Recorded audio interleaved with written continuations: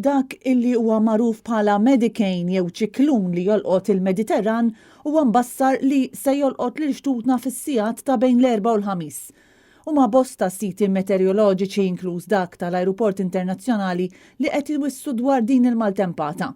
Ir-riħ li matul il-ġurnata tal-Erbgħa kien wieħed qawwi mill-Grik il-Vant kien imbassar li jitla l-forza 8 fis-sigħat ta' bil-lejl bejn l-Erbgħa u l-Ħamis bil-previżjoni ta' temp għal pajjiżna għall-Ħamis tkun ta' maltempati bir-rat.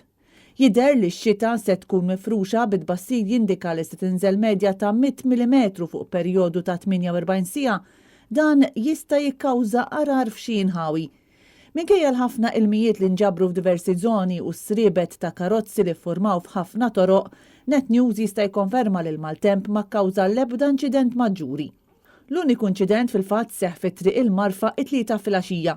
Fih kienu involuti raġel ta' 55 sena u mara ta' 54 sena, it-tnejn residenti Rabat Għawdex li soffrew ġrieħi gravi wara li kienu involuti f'ħabta fil-limiti tal-Mellieħa.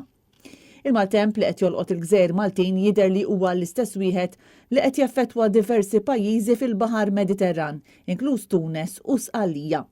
Dan it-temp għandu jibda jbatti ftit il-ġimgħa u s-Sibt biex imbagħad il-Ħadd mistennija tirritorna x-xemx minn wara sħab u bil-probabilità tax-xita għal dakinhar tinżel għal 25%.